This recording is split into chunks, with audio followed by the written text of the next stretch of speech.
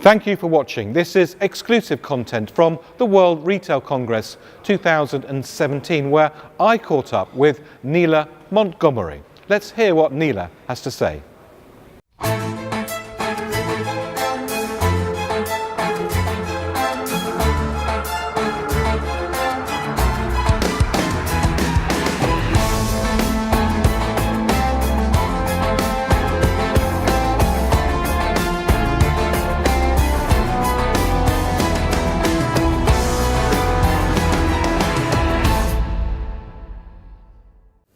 Well, now I'm here with Neela Montgomery, who is the chair of Crate & Barrel and also a board member of the Otto Group. Thank you very much, Neela, for joining us. Thank you. I have to declare an interest because Crate & Barrel is my favourite retailer. Always great to hear. Can you let us all know what the essence of Crate & Barrel is? Because I know many people around the world have tried to recreate a Crate & Barrel of their own and have never succeeded. So what is it that's so special about Crate & Barrel? Yeah, I mean, I think where Crate & Barrel really started was around sort of European design at an affordable price point. And, you know, we stayed fairly true to that. But I think over time it's become about beautiful product in a beautiful environment. I mean, I think our stores are really architecturally very impressive and stunning, and then beautifully presented, so our visual merchandising. And we spend a lot of time thinking very creatively about how to develop product from unusual producers in unusual places. I mean, we really do scour the earth to find the best producers, often quite small producers.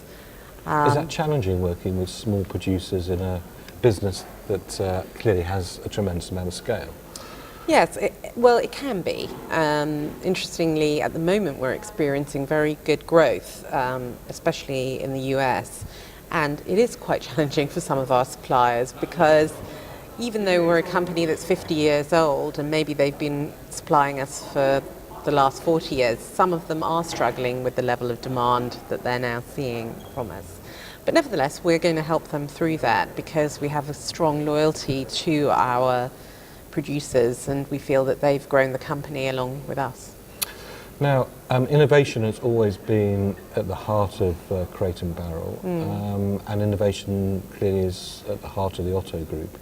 Yeah. You are investing a huge amount of money, but equally a huge amount of time in new startup businesses. Yeah. What's the rationale for doing that? Yes, I mean, I think about maybe 8 years ago now, maybe even longer, 10, we decided to invest and found our own venture fund. Michael Otto, the founder of the Otto Group, decided that it was going to be impossible with the level of change that was going to hit the retail industry and the digital transformation, that any of his existing companies would be able to develop all the right answers and be able to move and transform at the speed that we might want. So we decided that we would set up a venture fund based on the West Coast, now actually with offices around the world, and also an incubator based in Berlin.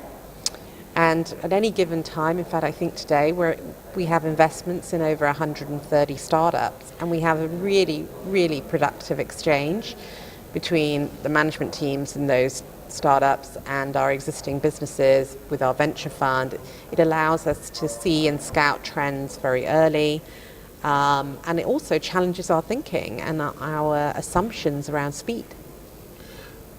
How do you manage all of that? I mean, Yes, I mean, it sometimes creates some cultural challenges because I never tire of being told by the 20-somethings on some of my boards that's just the next best thing. Yeah, about how I'm doing everything wrong. But I mean, it's great. I mean, it's great. We really are always having good debates about the right sorts of topics. At least I think so. And we really have generated a lot of innovation. I mean, I think this week we announced that we were selling one of our companies to to private equity.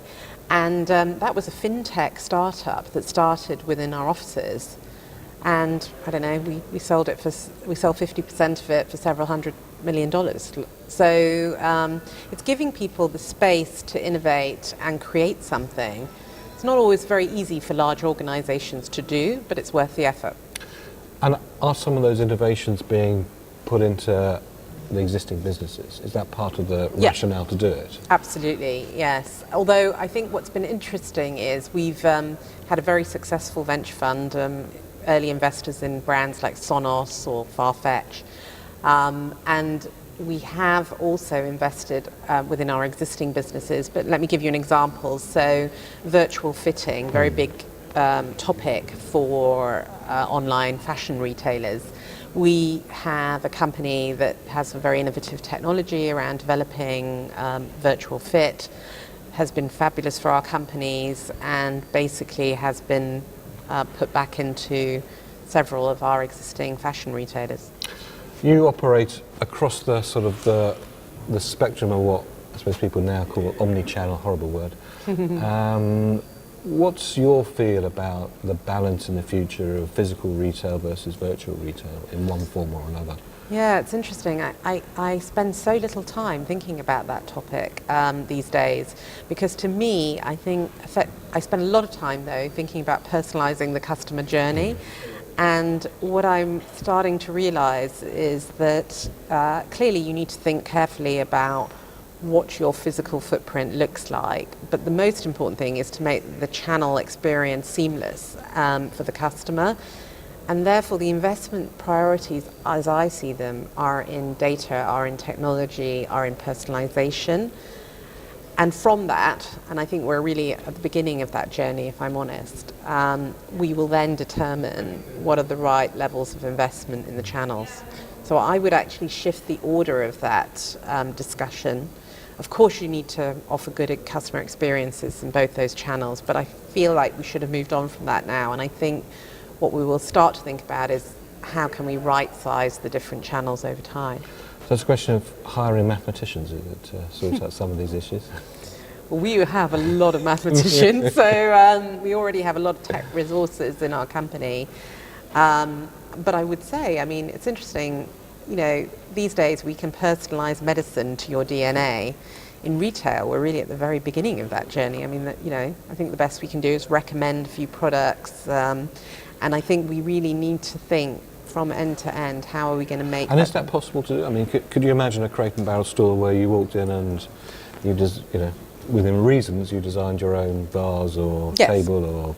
I very much can imagine that future, and I think with virtual reality and augmented reality and some of the things we'll be able to do in the future, our stores could even become like design labs for customers. What, with sort of printing at the store, digital printing or... Yes, or even, or you know, even today, well not today, but even in the course of the next 12 months, we're going to allow customers the opportunity to kind of visualize their own space, transform the colors and the products. And we see a huge growth in customer demand for customization. And that, I think, is not going away anytime soon. And is that also an opportunity, in the nicest sense of the words, to get out of the vicious price decline spiral, in a sense? Yes, I think absolutely. And I think we're thinking quite profoundly also about our supply chain and how we respond to that, because it causes us, you know, a few sort of back-end challenges. But nevertheless, there'll always be a place for beautifully curated product that's chosen by very tasteful people. But increasingly, customers are engaging with design themselves, and they want to design their own product and customize. Finally, impossible to have a conversation like this without talking about the customer, because that's where the focus of it is. You've got a multitude of customers across you know, the widest age spectrum. How do you, as an organisation, keep on the pulse of what is now an unbelievably fast-moving consumer in every single sector that you're operating in? Yeah, well, it's interesting because that's even an area where we started to digitalize. So we, these days, we've developed a product that basically picks up for us all the trends online, everywhere in the world, using, you know, aggregating the search terms and the hot sites, and feeds to us on a weekly or monthly basis what we're seeing from a consumer trend perspective, whether it's around colour or celebrity or fashion, And our merchandising teams and our marketing teams are increasingly using that. They're not really relying as much as they used to on sort of being themselves the oracle of all knowledge. Of course, they still visit the shows and they do all those good things that you should do. But we're now supplementing that with this huge kind of social media mining, because we believe the world's just moving much faster than any of us can keep up with.